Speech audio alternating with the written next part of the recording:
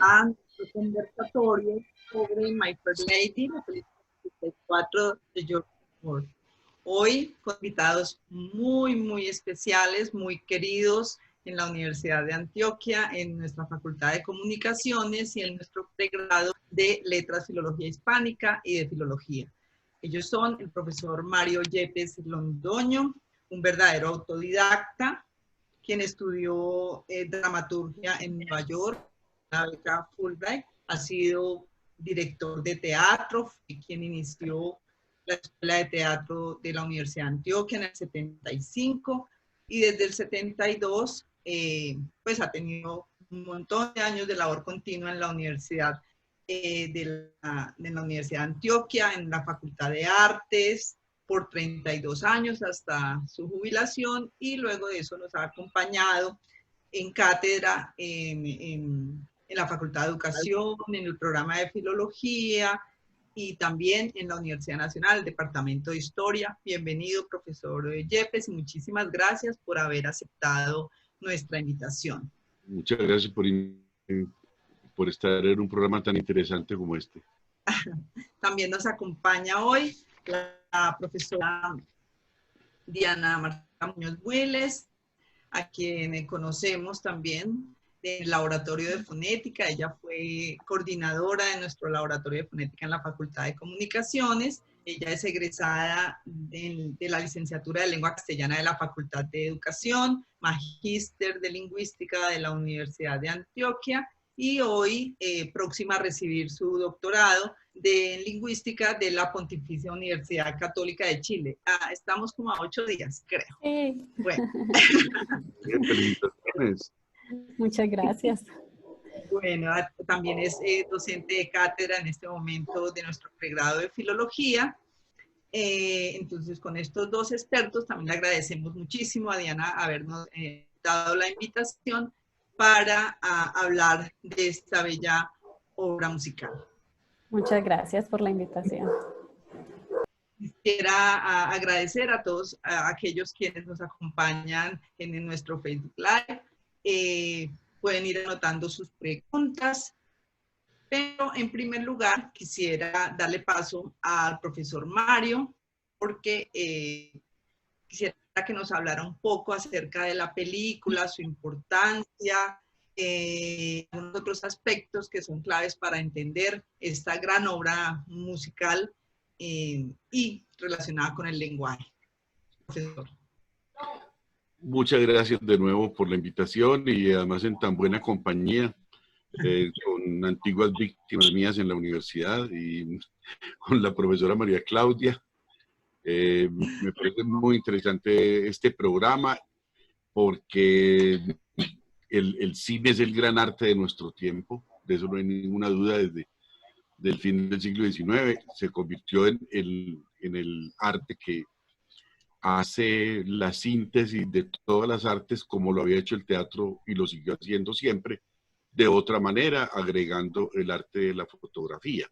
Entonces, si se trata de plantearse el problema de los lenguajes, pues el cine es quizá el mejor ejemplo contemporáneo de la aplicación de todos ellos y de la posibilidad de comunicación con el público.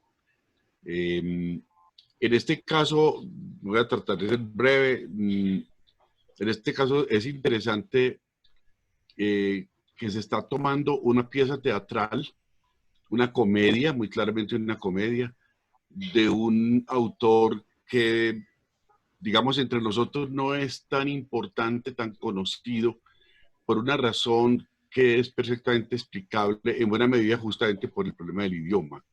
Yo creo que con él pasa con muchos autores, pero de una manera muy especial con él y con otra persona de su misma generación, que es Oscar Wilde, y es que escriben un tipo de, no en todas sus obras, pero sí en varias de sus obras que se consideran muy importantes, que tienen un destinatario muy concreto, que es el público inglés, el público de habla inglesa, pero en particular el público de inglés, aun cuando los dos son irlandeses, lo cual además planteaba ya a ellos mismos, les planteaba pues un problema lingüístico interesante, ¿no? Y es que ese público al cual le están dirigiéndose, le dirigen una cantidad de expresiones, de modismos, de, digamos, particularismos del idioma de su época, además muy londinenses en particular, y que, digamos, para ser traducidos a otros idiomas, pues sufren bastante. O sea, eso pues no se puede aplicar a toda su obra, sobre todo a su obra crítica, en el caso de Bernard Shaw, que no había dicho el nombre todavía, perdón. George Bernard Shaw, aunque él prefería que no se dijera su primer nombre, y que digamos en los escritos en prosa críticos, pues por supuesto son mucho más universales, pero digamos en las obras teatrales sí se resienten de ese problema para la traducción. Hay una excepción importante en esa afirmación que estoy haciendo, que es uno de sus mejores dramas, que es Santa Juana, referida al personaje de Juana de Arco, y que tiene un interés muy especial porque en un país como Inglaterra o las Islas Británicas en general, donde la figura de Juana de Arco había sido tan deformada por Shakespeare, ese maravilloso autor, pero tan sesgado a la hora de tratar ese personaje. En cambio, Bernard Shaw hace una reivindicación de buena medida de Juana de Arco que vale la pena conocer, sobre todo si uno ha conocido la de Shakespeare. Todo esto lo digo para enaltecer la figura de él, y me parece que es muy al caso mencionar a Bernard Shaw en este contexto porque justamente el problema que él trata en Pigmalión, que es la obra básica para la película que vamos a ver ahora, para My Fair Lady, está planteado el problema de la lengua y en particular pues, de la fonética y la fonología, que son disciplinas que yo desconozco de una manera conmovedora, ¿no? Pero es lo siguiente, Bernard Shaw tenía una verdadera obsesión por la pureza del idioma inglés. E incluso tenía otra obsesión, que era que había que volver a la ortografía clásica del inglés y olvidarse completamente, por ejemplo, de los apócopes, ¿no? Y eso pues lo escribió en varios lugares y vivía insistiendo en eso, e inclusive dejó su fortuna desde un buen tiempo antes de su muerte. Hizo testamento para que buena parte de su fortuna fuera destinada a que el albacea oficial inglés creara un fondo con el fin de restablecer la ortografía de la lengua inglesa en su pureza prístina, lo cual ya solo era un desafío bastante grande para cualquiera que quisiera emprenderlo, porque la pureza prístina en la ortografía de cualquier lengua habría que averiguar de cuál fecha se trata, ¿no? Pero vemos la obsesión que tenía por la lengua, que se refleja de una manera muy clara en una obra como Pigmalión. Esta obra, valga la pena hablar de esto, estábamos hablando ahora antes de empezar el programa, vale la pena ver la película primera que se hizo sobre la obra dramática de Bernard Shaw, la obra cómica pues realmente, que es una película de 1938, blanco y negro, excelente película de un director que se llamó Anthony Asquith. Y esta versión es muy interesante de ver, sobre todo contrastándola con la versión de teatro musical que es My Fair Lady, porque el tratamiento de la primera versión de 1938 es la pura pieza teatral en una versión cinematográfica, pero en la cual la música cumple el papel que cumple en cualquier película, o sea, como música incidental, no como música que se agrega al significado que está planteado en los parlamentos de los personajes, ¿cierto? Que es lo que caracteriza al teatro musical, y en este caso al teatro musical vertido al cine.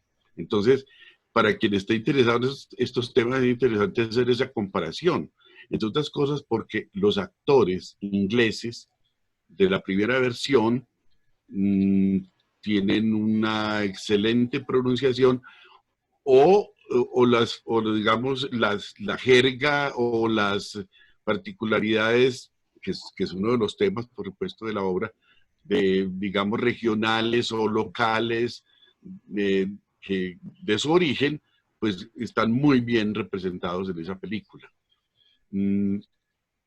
Lo cual también ocurre en My Fair Lady. Pero lo que pasa es que en My Fair Lady tenemos que ver justamente la relación con la música.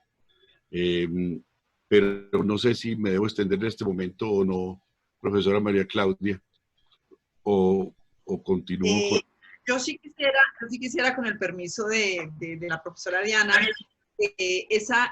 hablar un poquito de esa relación entre el lenguaje y la música, antes de pasar a otros temas más mundanos y menos importantes como la fonética y la fonología, ¿cierto? O las variedades de habla, que pues eso es lo que plantea un poco en términos de lingüística la película. Pero sí quisiera saber cuál es esa relación estrecha que plantea, o cómo ve usted esa relación estrecha entre lenguaje y música. Muy bien.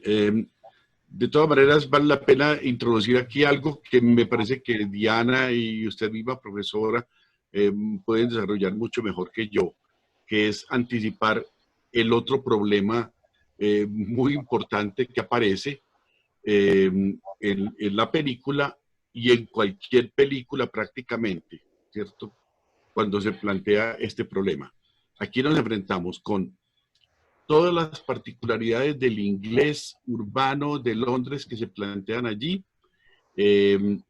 los de la lengua inglesa muy correctas que representa el profesor Higgins o el coronel Pickering, ¿no? Y de alguna manera otros personajes como Mrs. Higgins, por ejemplo, que tienen una educación, etcétera, etcétera. Ese es un problema, o sea, ahí está ya un problema de comunicación que la obra plantea de una manera muy humorística y muy rigurosa, diría yo, sin abandonar el hecho de que es una obra de arte, ¿cierto? Que no pretende ser pues una obra sobre la teoría literaria ni nada por el estilo. Otro problema es el de la traducción. O sea, nosotros en este caso, como en muchísimos de los casos de los que hacen parte de nuestros objetos de estudio, nos enfrentamos con el hecho de que una enorme parte de lo que leemos es traducción. Entonces ya sabemos, pero me gustaría que ustedes lo desarrollaran más, lo que eso significa. O sea, no solamente es vertir a otro idioma, sino que es reescribir lo que ocurre con la traducción. Lo que es un traductor es una reescritura y que en muchos casos es una reescritura poética, o sea, que tiene unos problemas adicionales. Y entonces cuando nos enfrentamos con la obra en el escenario, o más grave aún en el cine, entonces nos enfrentamos con el problema de que a veces los traductores son bastante traditore, como dice el dicho italiano de traduttore, traditore, ¿no? Traductor traidor, ¿no? Que es bastante grave. En cualquiera de las grabaciones que uno pueda ver de My Fair Lady o de cualquier película, se enfrenta con graves problemas de traducción y que a veces uno comprende que hay cosas prácticamente intraducibles, pero que a veces podrían ser traducidas y simplemente se deforman como parte de quien traduce. Entendiendo además que el traductor también se enfrenta con un problema que es encontrar sinónimos lo más adecuados posible y con el problema del tiempo de emisión de la palabra que está planteado en el original, que está grabado, y lo que tiene que llenar con subtítulos en la pantalla. Uno sabe que todos esos problemas existen, pero de todas maneras ahí hay una cantidad de intermediaciones que hacen perder parte del sentido, digamos, original del autor. O sea, miremos lo que pasa entonces, la cadena autor, intérpretes, actores, intérprete, director también, y luego traductor, y luego, más grave todavía, cuando está doblada la película, por ejemplo, si está doblada al español, lo que hacen quienes doblan. O sea que uno se enfrenta en una película con una cantidad de problemas que son más grandes que, por ejemplo, la traducción de una novela, cuando lo leen un libro. Bueno, eso me parece que es interesante desarrollarlo. Pero entonces, ya decía que, digamos, existe una primera versión de Pigmalión, que es, digamos, la pieza teatral trasladada al lenguaje del cine, ¿cierto? Pero sin que la música esté proponiendo el acompañamiento del parlamento, ¿no? Lo que ocurre en el teatro musical y luego en el cine que representa el teatro musical es una cosa que es muy importante como significación, y es todo el planteamiento, toda la pauta de la acción dramática, y entendiendo también como parte de esa acción dramática la acción escénica de los personajes y la acción verbal, ¿no? Está gobernada por la música cuando la música interviene como lenguaje paralelo.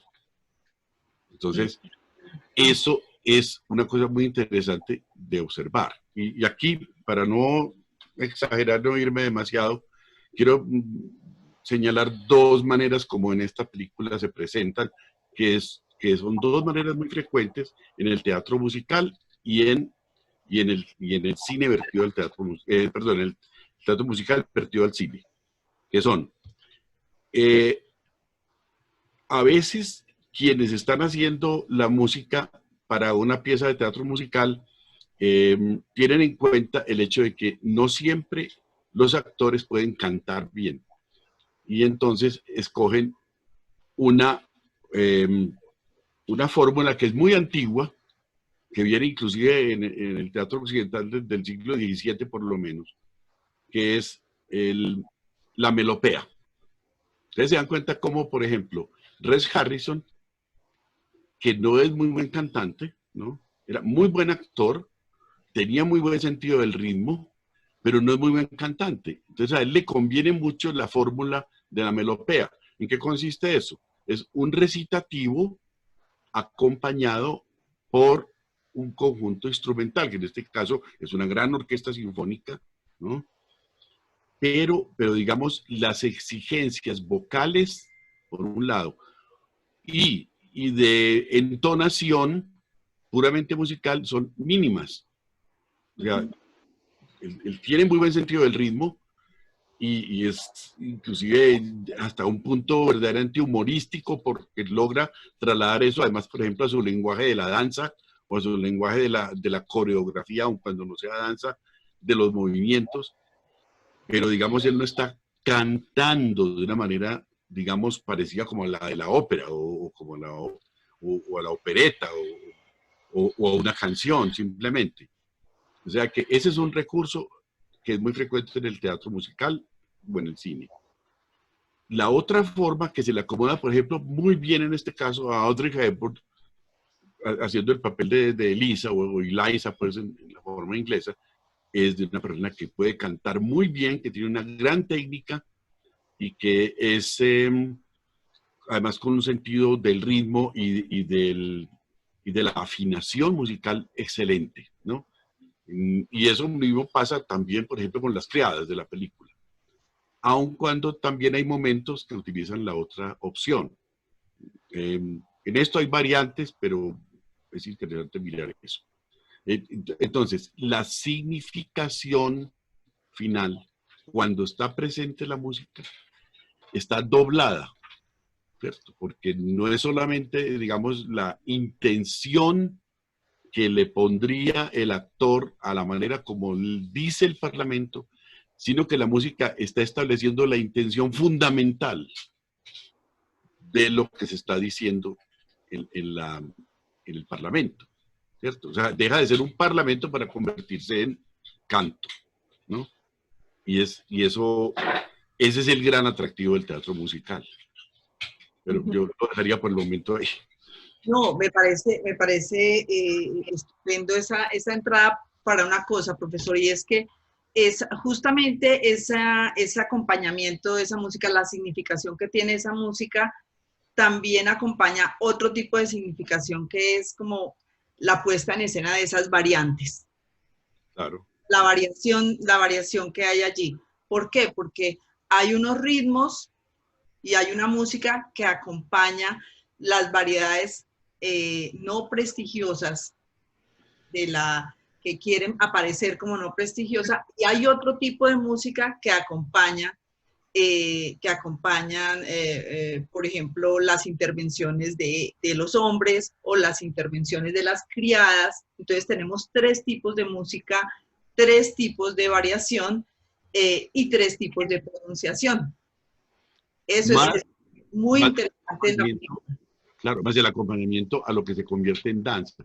Toda la película está coreografiada, aun cuando no sea danza. Movimientos rutinarios, movimientos domésticos, lo que sea, están coreografiados. Y la música, cuando interviene, está informando cómo es que debe hacerse esa coreografía. Y además otro grado de significación allí es que si bien es otro tipo de música, también es otro tipo de ritmo. O sea, yo sentí, no sé si estoy bien o estoy mal, que cuando se quiere mostrar esa variedad de habla no prestigiosa, o sea, la de Liza al principio, en el mercado ellos, se acompaña de una música muy alegre, muy festiva, muy popular, como tratando de darle ese sentido de comedia, darle el sentido de comedia, lo popular relacionado con el chiste, con la mofa, como diríamos coloquialmente, con la payasada.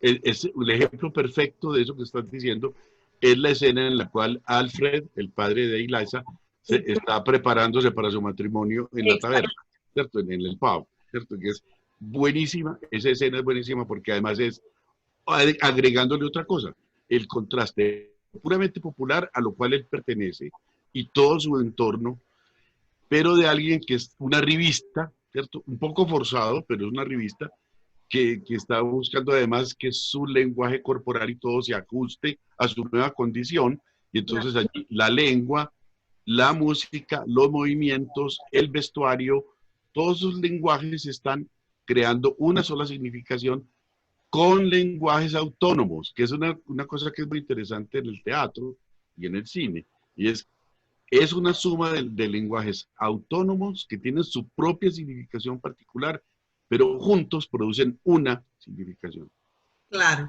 ¿Cómo llevaríamos esto de lenguajes autónomos, profesora Diana, a esas variedades que vimos? ¿Cómo vio esa relación entre los distintos tipos de variedades y eso que nos representan como sociedad inglesa de esa época? Bueno, pues el principal problema que yo veo que se evidencia en esta película es precisamente cómo se lleva a cabo ese análisis de las variedades de habla y de las variedades prestigiosas, ¿cierto? Y cuál es la concepción de lengua que está debajo de todo, ¿cierto? Una concepción de lengua, de un enfoque normativista o prescriptivista de la lengua, si bien debemos tener en cuenta que esto está en los inicios de la fonética como una ciencia experimental y por eso se utiliza, o sea, se ve en la película el uso del alfabeto fonético, un acercamiento al alfabeto fonético internacional, se ven láminas de los diagramas vocálicos, se ven fonógrafos, inclusive cuando el profesor utiliza el xilófono para enseñar la entonación o la melodía de ciertas frases. Bueno, entonces, por un lado, vemos la parte como fonética de la película, y por la otra, pues todo este enfoque normativista y prescriptivista, que es lo que hace que muestra como una lengua o como una variante de esta lengua, pues tiene un mayor prestigio, ¿no? Y se juzgan esos fenómenos lingüísticos a partir de una idea de un hablante culto y otro que no. Sí, sí, justamente de lo que trata es esa concepción de lengua como modelo del deber ser, de la pronunciación y de la corrección, ¿cierto? Y ahí ligado, tal como lo expresó el profesor Yepes, ligado con esa ortografía, o sea, se ve como no hay una separación todavía en términos de ese deber ser entre lo bien escrito y lo bien hablado. O sea, el habla debe corresponder a la escritura, poniendo la escritura y poniendo la ortografía en un nivel de prestigio más alto que la misma habla en sí. Hay una escena, perdón que sin pretender interrumpir a Diana, pero hay una escena en la cual eso aparece de una manera muy clara, que es la primera vez que Higgins pone a Eliza a que lea. Sí. Que es el contraste rotundo, el divorcio entre lo que está escrito y la manera como se pronuncia, ¿no? Sí. Hay una pregunta que nos hace el público al respecto, Diana, dice, ¿con cuáles variedades de lengua del contexto colombiano se podría comparar? Bueno, ahí podríamos hablar de los dialectos prestigiosos o no que tenemos, por ejemplo, en Colombia.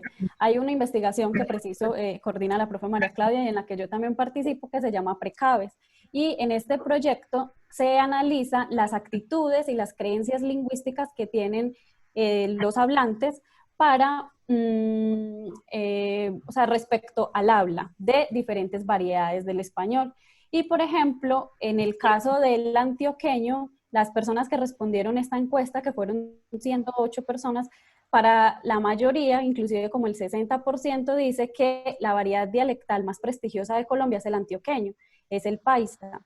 Y bueno, pues entonces ahí la pregunta es, ¿qué tipo de paisa es el que las personas conciben que es el más prestigioso? Y ahí viene una relación de poder, porque claro, ¿cuál es esa variedad del paisa que es el que las personas escuchan como mejor? Porque claro, allá había, dentro de estas respuestas, ya había una diferencia entre un habla bien y un habla mal.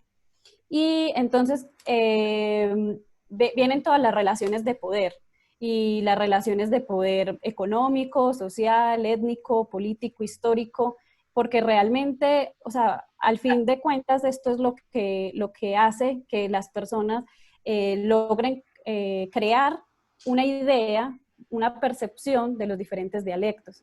Entonces, acá en Colombia se ve específicamente como ese dialecto de prestigio es el antioqueño seguido del bogotano, por lo menos para los hablantes de Antioquia.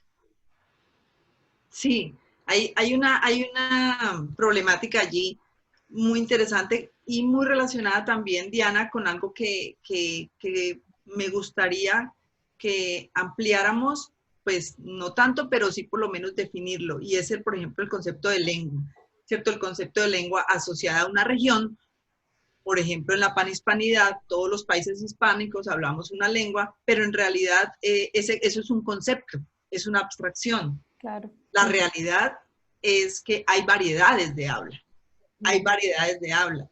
Por eso decía, desde siempre, ¿cierto? La lengua va con el imperio.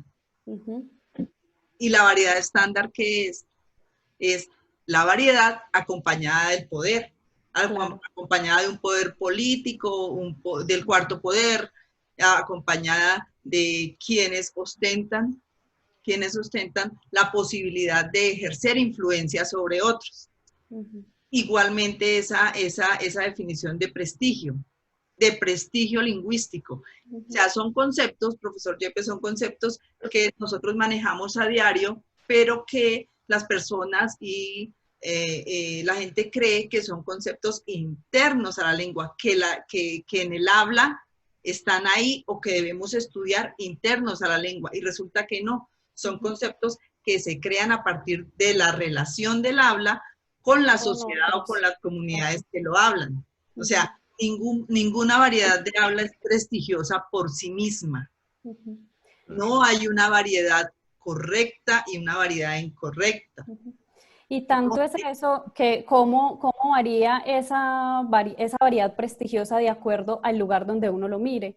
Entonces, por ejemplo, por un lado, cuando las personas salen a pasear y a los 15 días se les pega ese dialecto, esa variedad, o sea, ahí deberíamos pensar qué variedad es la que se pega. O sea, cuál es esa variedad que realmente las personas quieren imitar. Entonces, en el caso colombiano, por ejemplo, miren que el argentino tiene mucho prestigio y el español de España.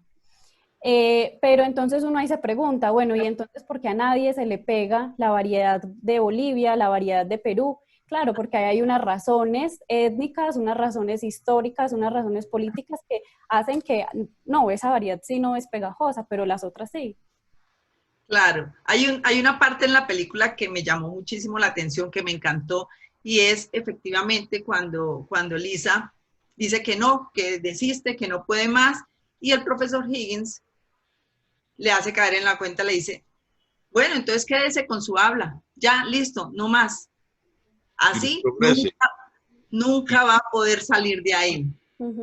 Siga haciendo lo que viene siendo ya. O sea, el concepto que tenemos claro de movilidad social, ¿cierto? Claro. Entonces, usted quédese así, que así nunca va a conseguir algo. Y eso sí es comparable, eso sí pasa. Eso es lo que quiere decir. Y ahí mismo, ahí le cambia el chip a Lisa y efectivamente ahí se empieza a hacer los ejercicios y la pregunta siempre es, ¿será que sí se puede? ¿Será que sí se puede? Como cuando uno da clases de lengua materna. Entonces uno dice, pero profe, es que yo hablo así. No, pero es que usted puede ser no solamente bilingüe, no solamente políglota, aprendiendo otras lenguas. Usted debe ser bidialectal, tridialectal. Usted debe adecuar sus variedades de habla. Entonces, la adecuación y esa inteligencia allí de poder decir, voy a otro lado, miro a ver si comulgo o no comulgo con esta variedad, percibo bien las diferencias, acomodo mi habla de acuerdo al contexto, de acuerdo a mi situación, porque tampoco pues se generan ciertos conflictos en uno mismo sobre qué tipo de habla utilizar. Entonces todos podemos ser bidialectales, polidialectales, en términos de registros formales e informales. Sí, a mí me seduce mucho, y ojalá ustedes lo desarrollen más, es esa relación lengua-poder, ¿cierto? Y también un aspecto que acaba de tocar Diana también, que es el de por qué, y la profesora María Claudia, sobre el por qué en un momento determinado hay más prestigio de una manera de hablar que de otra. Y digamos, el aspecto de si se obtiene ese reconocimiento, ¿no? Digamos, solamente por la comunicación directa. Y quiero enfatizar la palabra reconocimiento. O sea, ¿por qué se vuelve más prestigiosa una manera de hablar que pienso que es el grado de reconocimiento que obtiene? Entonces entra un aspecto que a mí me parece que es muy importante, que es con los ejemplos que ponía Diana, que digamos, ¿por qué no es más prestigioso lo de Bolivia que lo de España o lo de Argentina? Y eventualmente lo de Colombia, el famoso cuento pues tan debatido de si Bogotá es la Atenas suramericana y ese tipo de afirmaciones. Pero es que hay un elemento, sobre todo en la contemporaneidad, que es los medios. O sea, a nosotros, digamos aquí, no nos llega nada de Bolivia. Nada. No nos llega prensa. Dice, al medio académico puede llegar publicaciones académicas, pero digamos, aquí no se oye una emisora de Bolivia ni para remedio. No vemos la televisión boliviana. ¿No? Es decir, sobre todo esas que serían la transmisión de la lengua viva, ¿no? No, para nada. En cambio, ahora casi todo el mundo tiene accesos, si tiene acceso a transmisiones internacionales, a televisión española. Claro. Claro, o a la Argentina. Entonces, ese recurso tiene que ver con el otro problema inicial, o sea, lengua y poder. O sea, el poder ya no solamente, digamos, de los establecimientos de poder, de las fuerzas del poder de cada región, sino del poder de los medios, ¿no? Para penetrar en otras partes, ¿no? Entonces, por ejemplo, hay unos impensados. Ya no ocurre casi nada, pero digamos en buena parte de la vida mía, pues por mi edad, ¿no? Puedo recordarle el enorme influjo que tuvo el cine mexicano aquí. Claro. O el tango en la buena parte de la población. Es decir, y a muchos nos gusta el tango y nos pueden gustar cosas mexicanas, pero digamos, fueron medios muy importantes para que hubiera muchas palabras y muchos giros y muchas, inclusive, imitaciones de otros lenguajes que traían el cine. El tango fue un medio, no solamente para el castellano de la Argentina, sino el lunfardo. Entonces, mucha gente usaba, sobre todo gente hasta mi generación, que usaba palabras que había aprendido por el tango. El tango. Y que se usaban coloquialmente. Entonces es interesante pensar en eso. Lo del poder tiene mucho que ver con eso. Pero además, ya en el plano en el que lo pone la película, ¿cierto? Y la pieza pues, de Bernard Shaw, es bien interesante cómo al profesor Higgins no le interesa, digamos, en el sentido de llegar a establecer un poder más allá de lo doméstico. De ninguna manera.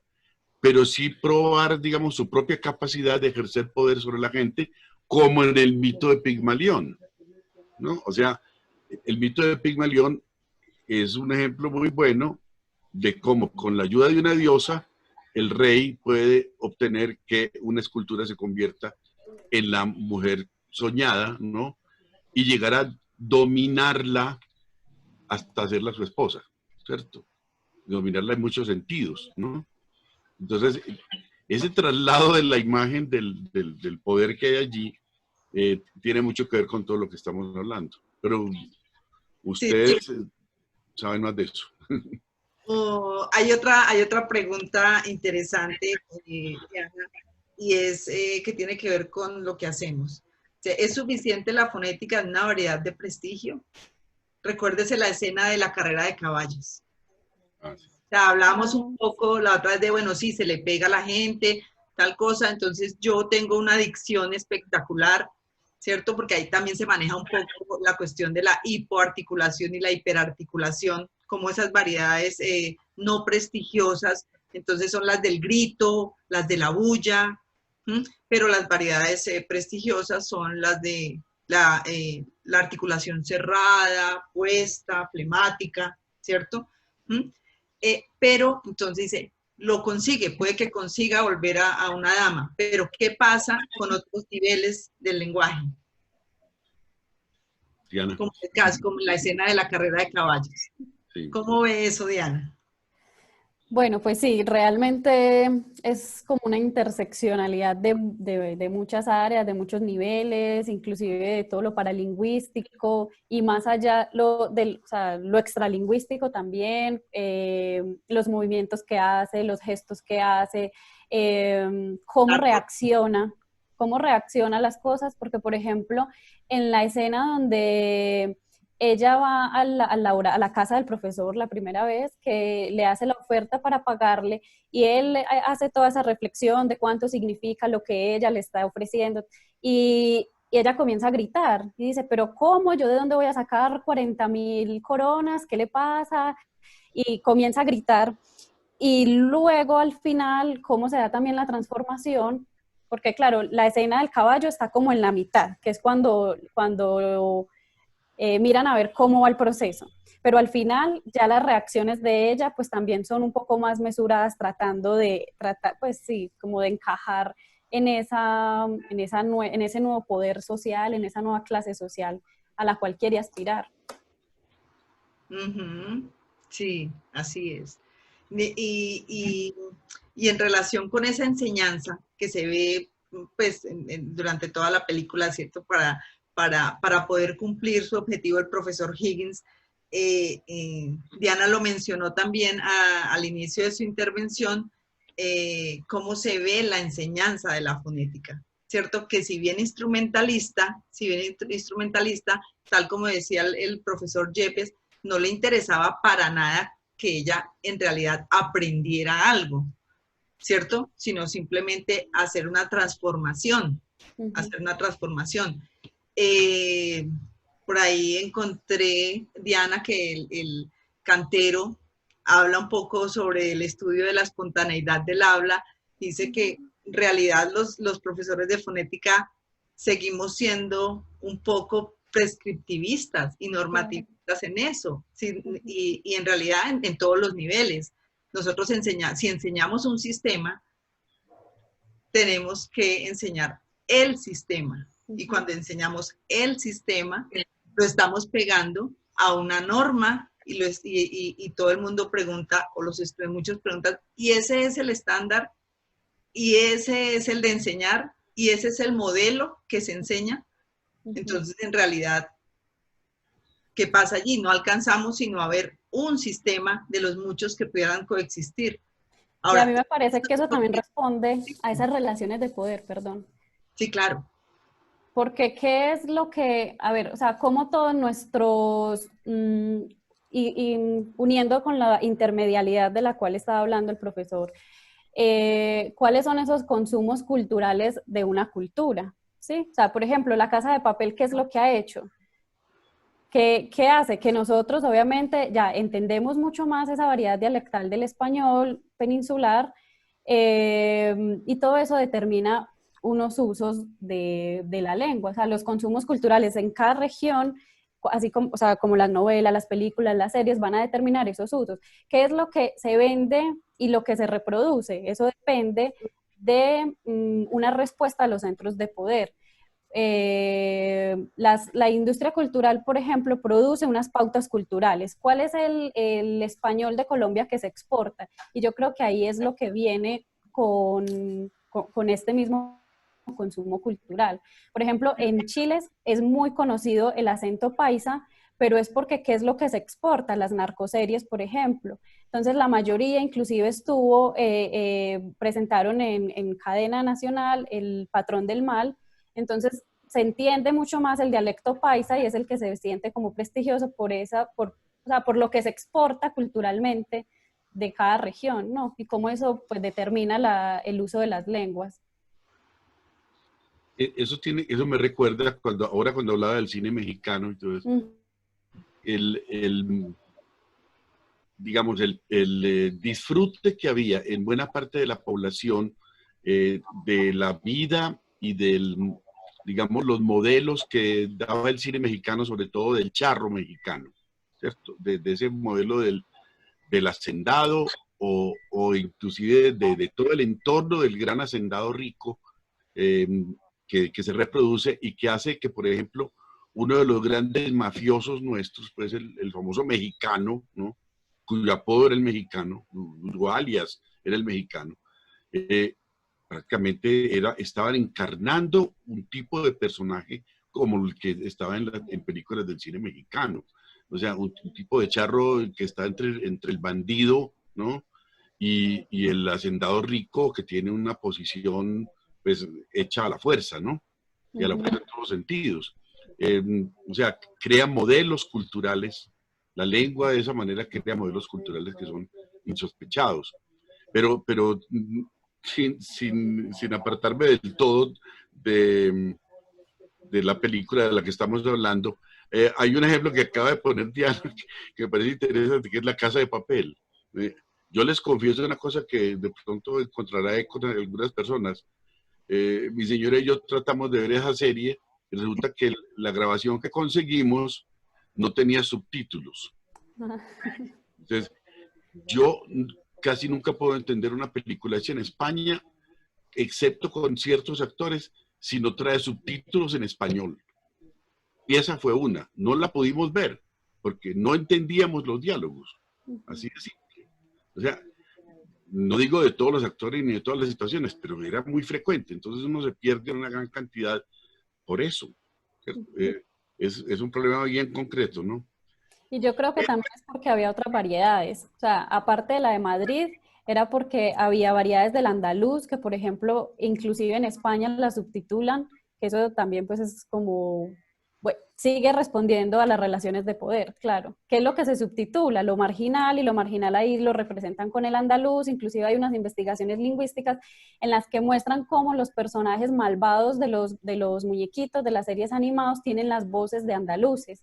Y es como que, a ver, un momento, es que esto a qué está respondiendo, a unas relaciones de poder, a una discriminación lingüística que se está dando desde ahí, porque los niños entonces, ¿qué? Los niños, las niñas, ¿qué idea se están formando de los andaluces? Ajá, claro, es que es la relación entre el estereotipo, Ajá. y lo que se quiere vender de identitario de esas personas. Es generalmente eso. Y eso tiene que ver mucho con un tema que tocó el profesor Yepes de la traducción. claro. ¿No? Y del doblaje, por ejemplo, de qué es lo que se interpreta, qué es lo que finalmente se le lleva al consumidor.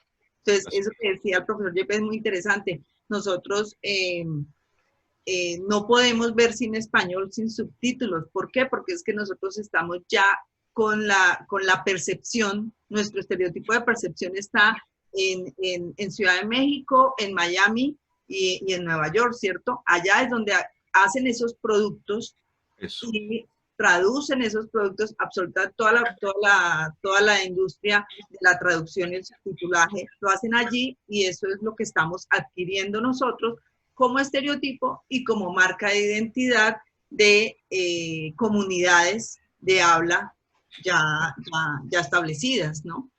Entonces, ahí... Perdón, termina María Claudia. Sigue tranquilo. No, es que hay un aspecto de esa relación con el poder que me parece que es bien interesante en el tratamiento de la obra de Bernard Shaw desde su obra, desde el texto. Y es cómo la lengua sirve para establecer, por ejemplo, códigos de moral muy fuertes e inclusive ya verdaderas dictaduras en ese sentido. La lengua también, cómo sirve para engañar, ¿no? Como el personaje del señor Carpati, ¿no? Del húngaro, ¿cierto? Que en buena medida es una fabricación de la película, ¿no? Que es un discípulo de Higgins, pero que utiliza esa ciencia para volverse un experto en lenguas europeas y estafar en muchos sentidos a mucha gente, ¿no? Y crear nuevas situaciones, inclusive hasta el punto de crear todo un mito alrededor de Eliza, ¿no? Y crearle una identidad que es lo que para Higgins se convierte en su triunfo personal, o sea, como la transformación de esa mujer fue en buena medida por su habilidad para crearle la imagen del prestigio, no solamente de la lengua, sino social y en muchos aspectos, porque además la entrena en otras cosas, en vestirse bien, en comportarse bien, etcétera, todo eso. O sea, todos los otros lenguajes no verbales. Pero el caso más interesante es el del padre de Eliza. Cómo llega a convertirse en una nueva moral, ¿no? O en una antimoral, y se vuelve una especie de antihéroe interesantísimo para Higgins, ¿no? Porque con la lengua es capaz de crear una inmoralidad, ¿no? Que se vuelve una nueva norma, hasta el punto de que obtiene un reconocimiento y fortuna con esa nueva moral creada con la lengua. Y a través de eso, pues crea una nueva clase social, esa clase emergente, esa clase, los, como dirían aquí, levantados, ¿no? Es una revista absoluto, que además molestísimo por haber subido, por haber salido de su medio, del medio que más le interesaba estar. Porque le hubiera gustado la fortuna, pero sin salir de su medio. Y queda forzadamente ubicado en otro lugar por haber conocido a un experto, ¿no? Entonces, Vamos un poco cerrando, nos hacen varios comentarios, los que están siguiéndonos en el Facebook. Francisco nos comenta que ya en Colombia hay una excelente escuela de doblaje, pues eso está muy bien, ¿cierto? Eso posiciona nuestra variedad de habla desde un aspecto un poco más realista que aquella de la Atenas o que aquella en Colombia se habla la mejor variedad de español, que eso viene de aspectos también externos y no de aspectos de la pronunciación o de las formas conservadoras con que construimos nuestras variedades de habla. Eso está bien. Y Xiomi Meneses nos dice que el consumo de esas formas dialectales debe tener cierto grado de aceptación y percepción. Según Raymond Williams, esas formas culturales se fijan en la cultura precisamente por la incorporación del espectador en ese ofrecimiento de experiencia. O bien se acepta o bien se rechaza. Sí, claro. Digamos que el abanico de posibilidades debería ser absolutamente imparcial, no debería ser sesgado esos productos culturales, así como debe serlo también en la enseñanza. Recordemos que hemos tenido como una historia de enseñanza de la lengua española en la que también ha primado la enseñanza de la variedad española, ibérica, ¿cierto? Entonces, enseñar español es qué español enseñar, qué variedad de español, todas. ¿Cuál es la mejor variedad para enseñar el español? La mía, la del profesor, que es la que conoce, que es la que debe primar, ¿cierto? Pero bueno, esa es otra lucha política. Ahí debe haber un reconocimiento de todas y cada una de las variedades. No hay una variedad sobre otra. Todas tienen a través del poder la posibilidad de llegar a ser la de prestigio. Y aquello de formas correctas e incorrectas, pues, profesor, no nos compete porque estamos en la academia, estamos en la lingüística, lo que nos compete es describir desde un punto de vista explicativo, desde un punto de vista que se entienda por qué y un poco cómo están en el plano del sistema, cómo están afectando al cambio lingüístico. Entonces, un par de comentarios finales. Yo sé que queda mucho tema por hablar y por profundizar, pero no queremos extendernos más allá de lo que nos corresponde en nuestra hora de lenguaje y cine. Profesor. Diana, primero. Bueno. Aquí nosotras, tranquilo que nosotras no somos de que las niñas primero que sean. No, nada que ver. Muy bien.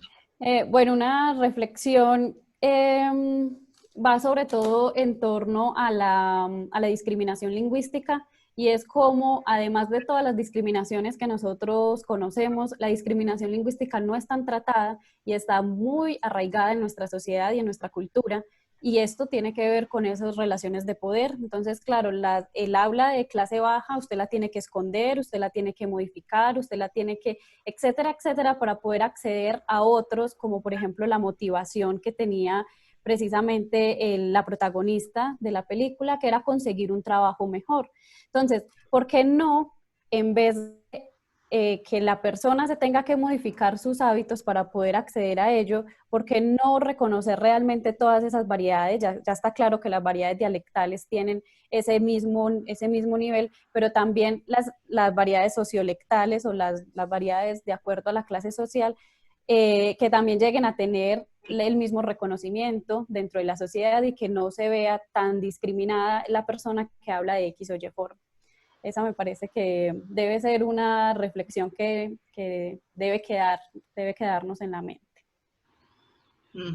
Sobre eso de la aspiración de Elisa y Liza, es la final, ¿cuál es? Es aprender a hablar muy bien para conseguir un trabajo, pero sobre todo para conseguir la independencia, o sea, la autonomía de ella, lo cual es muy significativo en ese contexto en el cual ella se ha movido, en el cual la ubica la circunstancia del conocimiento con Higgins, o sea, que lo que más le reafirma a ella como personaje la necesidad de la independencia es justamente el haber aprendido a manejar bien la lengua y haber conocido el uso del poder por parte de Higgins.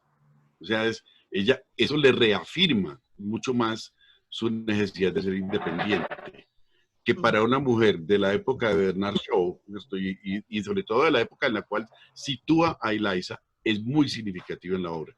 Y lo último que quería decir es esto. Realmente hay muchas cosas por hablar, pero yo le recomendaría a la gente que le interese todo el asunto de esta película es leer la pieza dramática o cómica pues, de Bernard Shaw, y muy especialmente el epílogo que él mismo escribió, un extenso epílogo en donde hace una serie de consideraciones muy interesantes sobre su propia obra, sobre lo que sería el destino de los personajes, ¿cierto?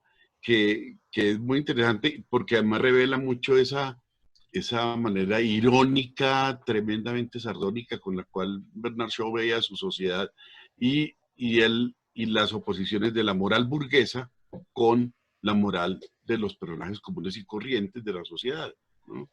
En fin, muchas gracias por la invitación. No, quería terminar también con una pequeña reflexión, no solamente en torno a la discriminación lingüística o a la motivación social que pueda tener eso,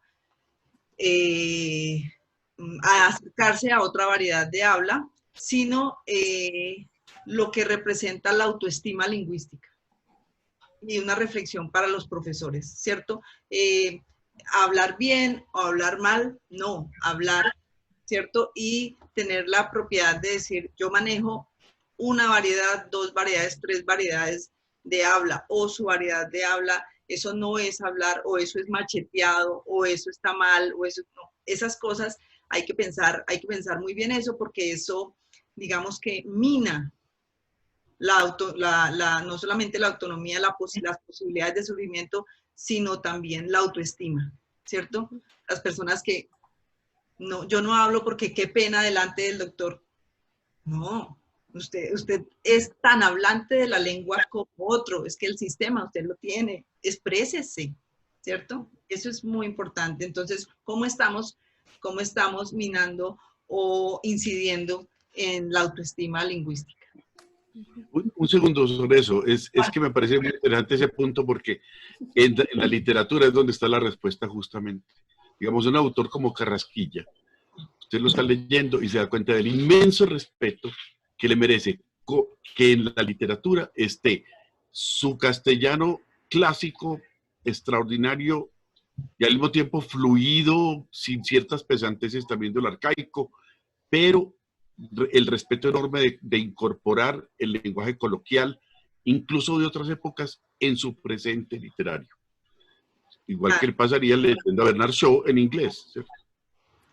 Sí, ese es otro tema que probablemente estemos invocados o llamados a tratar en otra sesión, ¿cierto? Literatura, lenguaje y cine, y que obviamente estaremos esperándolos aquí para continuar con ustedes como invitados. Les agradezco muchísimo. Invito a las personas a seguir preguntando en la parte de nuestro Facebook. Estamos hablando de estigmatización, de variedades de habla entre el prestigio y la estigmatización. Entonces, muchas gracias. Buenas tardes y Gracias. Muchísimas gracias. Y gracias a todos. Claudia. Muchas gracias.